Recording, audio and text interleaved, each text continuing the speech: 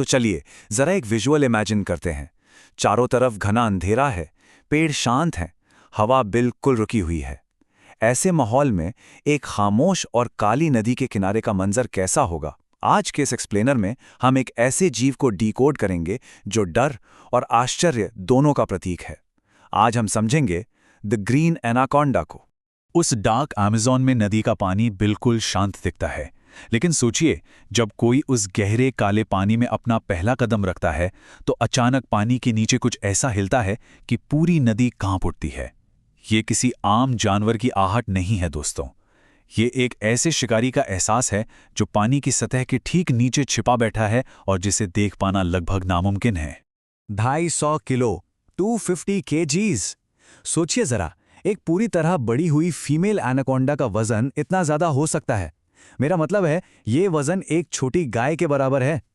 ये single number ही अपने आप में ये साबित कर देता है कि हम यहाँ दुनिया के सबसे भारी सांप के बारे में बात कर रहे हैं।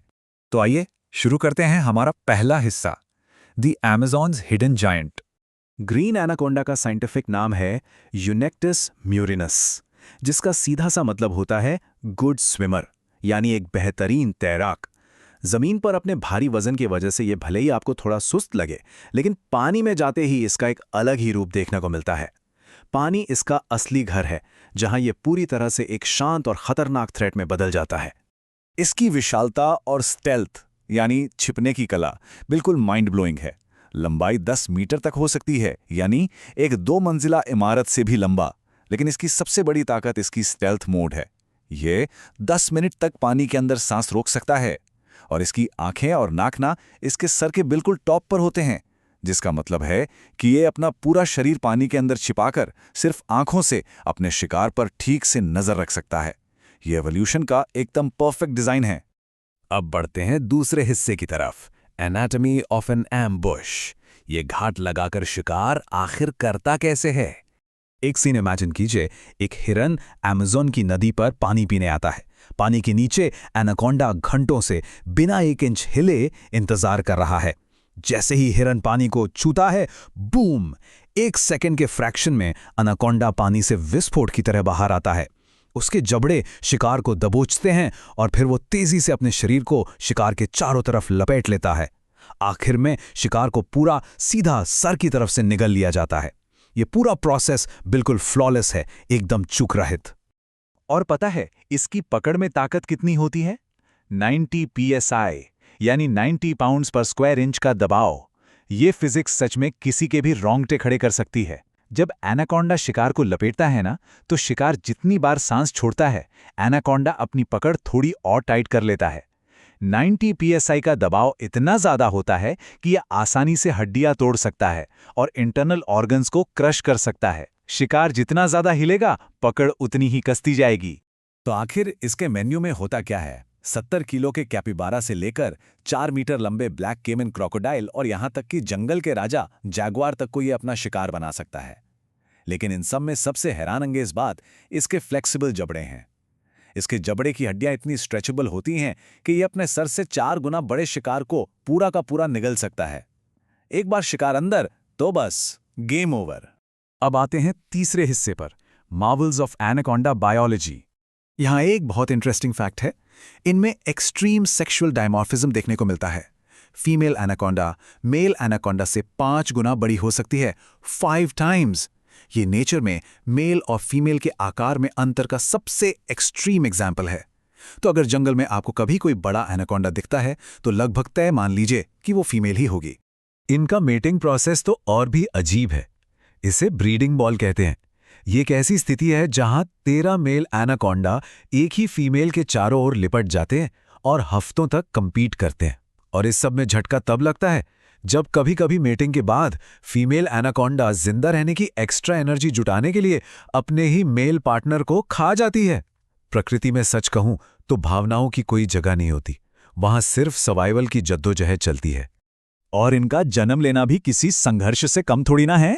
ये पैदा होते ही सर्वाइवर्स होते हैं। बाकी बड़े सांपों की तरह ये अंडे नहीं देते, बल्कि सीधे 20 से 40 जिंदा बच्चों को जन्म देते हैं। और हर बच्चा जन्म के समय पहले से ही 60 सेंटीमीटर लंबा होता है। माँ की तरफ से इन्हें कोई देखभाल नहीं मिलती, जन्म लेते ही सीधा जंगल में अकेले। इनमें पिच ब्लैक अंधेरे में शिकार ढूंढने के लिए हीट सेंसिंग पिट्स होते हैं और इनका अल्ट्रा स्लो मेटाबॉलिज्म इन्हें महीनों तक बिना खाए जिंदा रख सकता है। इसे कहते हैं जंगल का सबसे टफ बचपन। चलिए अब बढ़ते हैं चौथे सेक्शन पर, अल्टीमेट एपेक्स मैचअप्स। सबसे पहले एनाकोंडा और रेटिकुलेटेड पाइथन का कंपैरिजन देखते हैं। रेटिकुलेटेड पाइथन दुनिया का सबसे लंबा सांप जरूर है, लेकिन वो काफी पतला और हल्का होता है। दूसरी तरफ अपना ग्रीन एनाकोंडा दुनिया का सबसे भारी, सबसे मोटा और मैसिव मस्कुलर एडवांटेज वाला सांप है। तो जब इन दोनों की डायरेक्ट फिजिकल क्लैश होगी ना, तो एनाकोंडा का मांस और उसकी भारी ताकत हमेशा बाजी मार लेगी।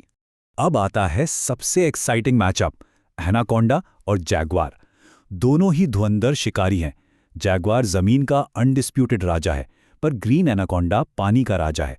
अगर जमीन पर मुकाबला तो हो सकता है जैगवार का पलड़ा भारी रहे, लेकिन पानी के अंदर वहां जैगवार का इस विशालकाय शिकारी के सामने कोई चांस नहीं है। ऐसी काफी घटनाएं दर्ज हैं जहां एनाकोंडा ने पूरे के पूरे जैगवार को किनारे से खींचकर पानी के अंदर डुबो दिया है। हमारा आखिरी section, surviving the green anaconda. Brazil की एक रियल स्टोरी सुनते हैं जो किसी को भी डरा देने के लिए काफी है। एक वाइल्ड लाइफ रिसर्चर एक 8.5 मीटर लंबे 200 किलो के एनाकोंडा को ट्रैक कर रहे थे। उन्होंने उस सांप को किनारे पर देखा, लेकिन जैसे ही उन्होंने अपना कैमरा निकाला, वो विशालकाय जीव तुरंत पानी में कूदा और ऐसी तेजी से गायब हो गया जैसे वहां कभी कुछ था ही नहीं। यही इसकी सबसे डरावनी बात है। एक तो ये इतना मैसिव है और ऊपर से जरूरत पड़ने पर बिल्कुल इनविजिबल भी हो सकता है। इसीलिए अमेज़न के लोकल लोग इसे लेकर कुछ स्ट्रिक्ट रूल्स फॉलो करते हैं। नियम बहुत साफ हैं। रात के समय गलती से भी नदी के किनारे मत जाओ। अगर पानी में एनाकोंडा दिख जाए तो बिना रुके तुरंत वहां से बाहर निकलो। और सबसे बड़ी बात, कभी भी अकेले इससे लड़ने की कोशिश मत करो। हालांकि इंसान इसका नेचुरल शिकार नहीं है, लेकिन अगर इसे जरा भी खतरा महसूस हुआ तो एक 200 किलो के जायंट के शिकंजे से अकेले बच निकलना लिटरली नामुमकिन है। तो इन सब बातों का आखिर मतलब क्या निकलता है? देखिए, ये सांप कोई शैतान या ईविल नहीं है। ये बस वही कर रहा है जिसके लिए इसका निर्माण हुआ है। ये एवोल्यूशन का एक मास्टरपीस है, धैर्य का एक प्रतीक है और रॉ पावर की एक सटीक परिभाषा। लाखों सालों से इन नदियों पर राज करते हुए ये हमें याद दिलाता है कि हम इंसान यहाँ पर सिर्फ मेहमान हैं, जिन्हें प्रकृति की इस ताकत की सिर्फ और सिर्फ रिस्पेक्ट करनी चाहिए। तो इन सारी हैरानगेज जानकारियों के बाद एक आखिरी सवाल आपके लिए छोड़कर जाते हैं। जब कभी आपका उन शांत और अंधेरी अमेज़न नदियों से सामना होगा, तो क्या आप सच में उस काले पानी में अपना कदम रखने की हिम्मत करेंगे? सोचिए जरूर, क्योंकि पानी के नीचे कौन सा विशाल का शिकारी इंतजार कर रहा हो, ये कोई नहीं जानता।